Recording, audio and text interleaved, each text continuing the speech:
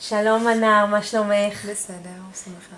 בסדר גמור, אנחנו היום בפגישת סיכום של סמסטר ב', את בסדנה 34, את הגעת פה לסטרייב בנובמבר 2012, היום אנחנו ביולי, אנחנו ככה מסכמים תקופה פוריה ואינטנסיבית של קשר ביחד, ורציתי ככה לשאול אותך, תתארי לי קצת איך הגעת לסטרייב, למה הגעת לסטרייב?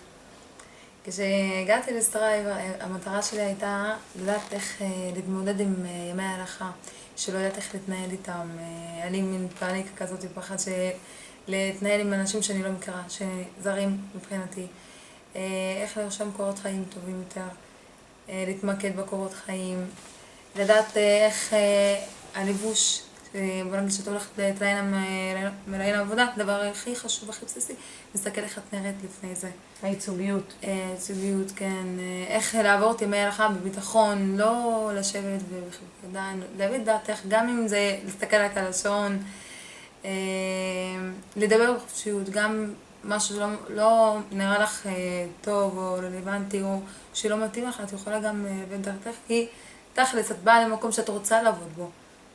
או זה לא שמכריחים אותך, כאילו. אז זה תרם לי הרבה. אני זוכרת כבר שישב ברגע שסיים הסדנה 34, ישר נכנסתי לעבוד כנציגת שירות לקוחות באסותא. אז ועד היום את שם. עד היום אני שם. כמה זמן כבר? 10 חודשים? כן, התחלתי מה2 לדצמבר. יש אחרי שסיימתי סטרייב, ועד עכשיו אני פה. אני בראש שלי גם כן, לגבי החזון, איך שלימדתם אותנו, איך שנתתי להסתכל על הזווית השנייה, ואני רוצה לראות עוד כמה שנים, ואני כבר יודעת מה אני רוצה פחות או יותר, כן, אבל... מה החזון שלך? החזון שלי הוא, אני מתלבטת עד עכשיו, בין שיננית לסיעוד. ברופאת שיניים. ברופאת שיניים, כן. אוקיי. מצד אחד, מעניין אותי, מאתגר אותי הרבה. יש בו הרבה דברים שאת לומדת שבחיים לא יודעת מה זה. זה העולם במלואו. לעבור את האתגר הזה, זה הדבר הכי מעניין אותי. ואני מאמינה עם רצון, כן, אני אצליח. ברור. את הוכחת במשך הסדנה, היית מאוד מחויבת, כן. והגשת את כל המשימות, וככה היית מאוד פעילה. כן. מה את מרגישה שתרגלת או חיזקת במהלך תקופת הסדנה? סטרייב עזר לי הרבה באיך להשתלב, אם זה ימי הלכה, אם זה לרשום קורות חיים יותר טוב, ואם זה איך אני מציגה את עצמי, כאילו. לא להתלבט, לא להיכנס למין פאניקה כזאת, פחד, כי אילו המראיין עומד, לצרוך חי או משהו. איך להיות בביטחון, זה חזק לי את הביטחון הרבה. זה נתן לי לאבד דעתי, גם אם זה שלילי או חיובי. יופי, יופי.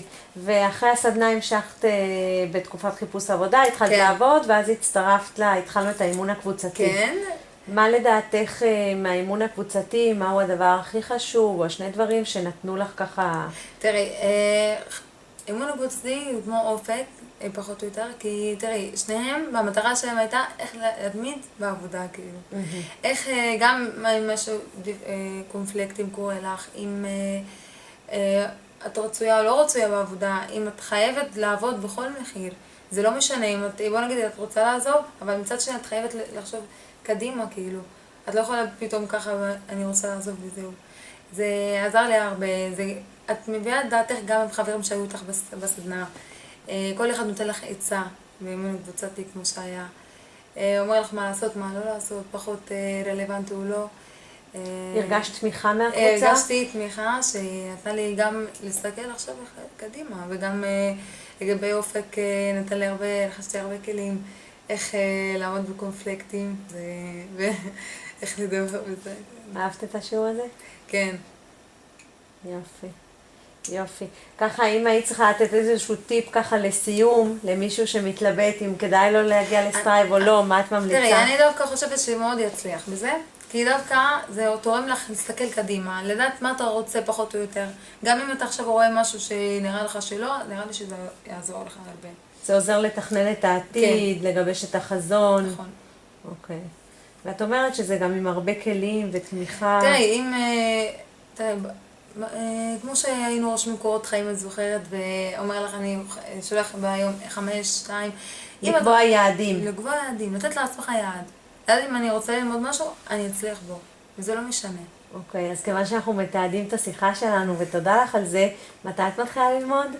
לקבוע יעד, אפרופו. אפרופו, אם אני אומרת, אז... את מאוד צעירה, מנם, את בת 21. מקווה שהשנה הזו כבר. ב-2014 תתחילי ללמוד? כן. טוב. תודה. אז תודה רבה ובהצלחה. תודה.